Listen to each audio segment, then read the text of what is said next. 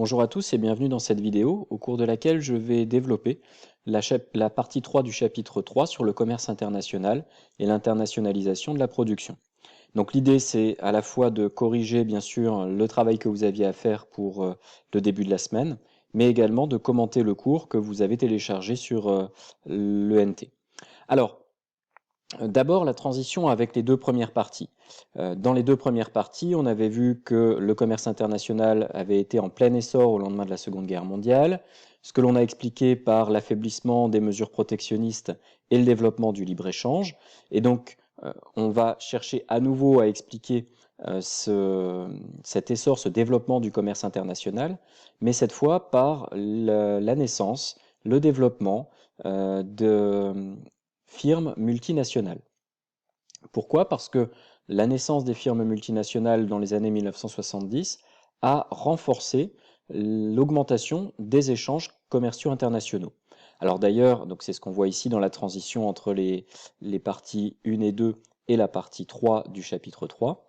D'ailleurs, vous avez eu cette idée-là qui était à traiter dans l'annexe 3 à préparer pour aujourd'hui, avec ce schéma que je suis en train de montrer à l'écran, à savoir que la naissance de firmes multinationales qui pratiquent une stratégie qu'on appelle la DIPP, sur laquelle je reviendrai, provoque du commerce entre les sites de production d'une même firme multinationale et donc une augmentation du commerce international. On pourrait ajouter également que le développement des firmes multinationales a favorisé les échanges internationaux tout simplement parce que c'est dans leur objectif de trouver des marchés ailleurs que sur leur territoire, ailleurs que auprès de la demande et des débouchés intérieurs, là où elles se trouvent initialement. Donc voilà, le commerce international est vraiment lié au développement des firmes multinationales. Il a été renforcé par le développement de firmes multinationales qui vont en réalité émerger principalement à partir des années 1970-1980. C'est là que les firmes comme notamment les firmes américaines McDonald's, Coca-Cola, Nike vont réellement essayer d'avoir des stratégies à l'international. Alors ces stratégies internationales ne correspondent pas qu'à des exportations à l'international, c'est ce qu'on va voir, elles correspondent aussi à une internationalisation de la production, ça veut dire à une stratégie de processus de production qui va être localisé à un niveau international et pas seulement dans l'objectif de trouver des débouchés. Alors, l'idée principale à observer dans ce chapitre, c'est eh bien une problématique autour d'une nuance, autour d'un débat, si vous voulez, sur les causes, les motivations de l'internationalisation de la production. Il est évident que l'internationalisation de la production repose, et c'est le plus intuitif, le plus évident, sur la recherche de coûts de production plus faibles afin de pouvoir baisser ses prix ou augmenter ses profits. Et donc, c'est la recherche de compétitivité prix qui est ici dans la première colonne du tableau de synthèse du cours, la recherche d'une compétitivité par la baisse des coûts qui est l'élément déterminant de la stratégie internationale des firmes. Pourquoi? Eh bien, parce que les firmes vont se localiser notamment là où les coûts salariaux sont les plus bas. Ça leur permettra de baisser les prix ou d'augmenter leurs profits. Alors cet élément-là, on va le retrouver dans l'activité 5, je vais y venir tout de suite. Mais ce qu'il faut bien comprendre, c'est que l'internationalisation de la production et donc les stratégies des FMN ne peuvent pas se résumer à la recherche d'une baisse des coûts, à la recherche de la compétitivité prix. Pourquoi? Parce que il y a en fait bien d'autres stratégies qui vont au-delà de la recherche de la compétitivité prix.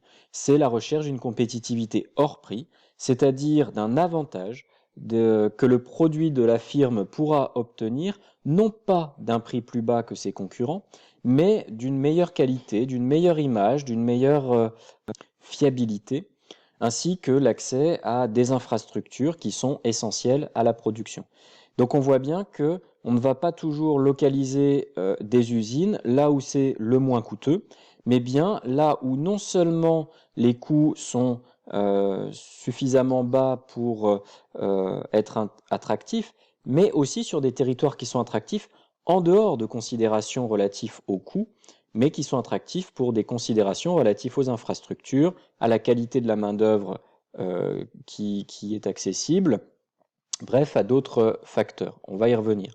Alors si je reprends l'activité 5 et donc les 2 documents du manuel que vous aviez à traiter, alors bien sûr, dans le premier document, on a essentiellement une présentation de la division internationale des processus productifs.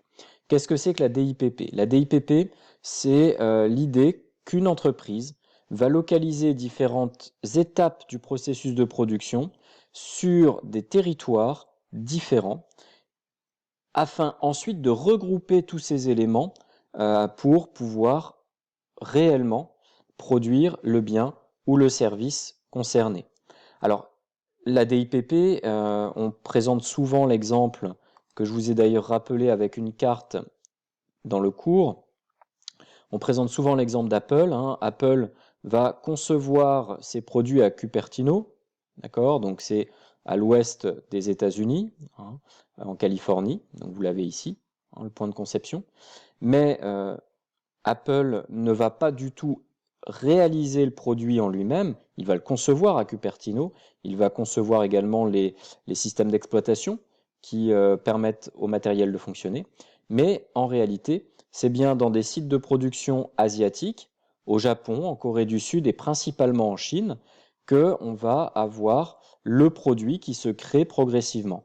On va par exemple avoir le Japon qui fournit avec notamment des firmes comme Hitachi, Samsung, donc le Japon qui fournit des écrans, une mémoire pour fabriquer l'iPhone, la Corée du Sud qui fournit également des écrans, des processeurs, et tout cela va être assemblé dans une usine chinoise à Shenzhen, donc c'est ici, c'est proche, on va dire, de la côte est des États-Unis, pardon, de la Chine, donc près des ports en fait chinois, avec la façade pacifique qui permet d'exporter ensuite.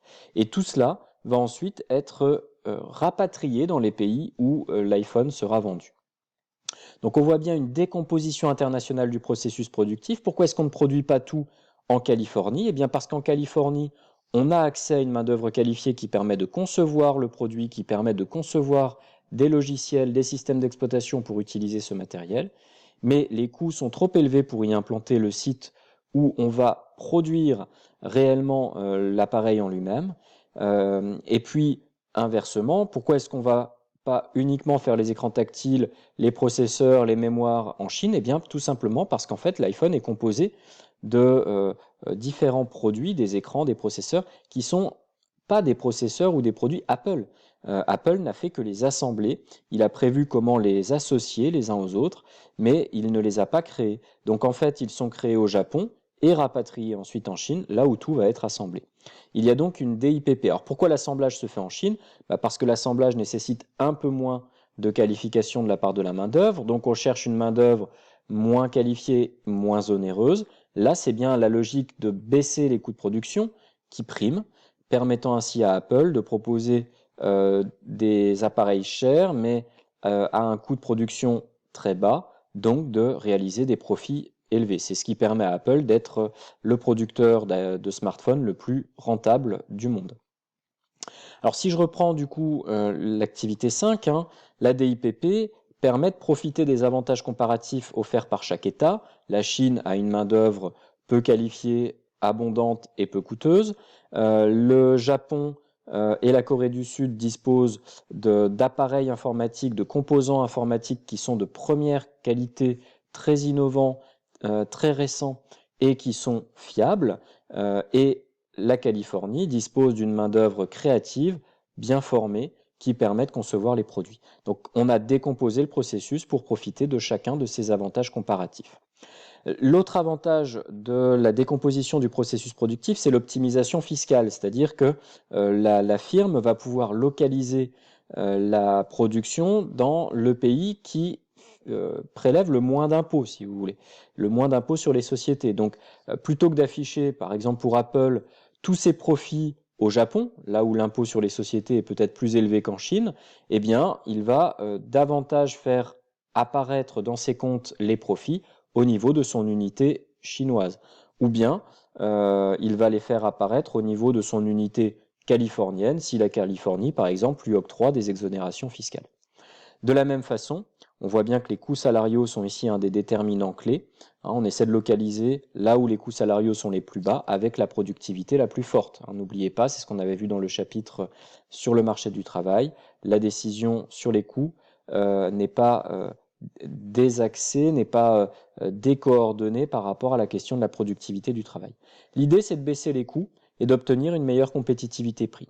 Cependant, le deuxième document ici sur la localisation, les stratégies de localisation de Renault nous montre que toutes les voitures Renault ne sont pas produites à l'étranger dans des pays à bas coût.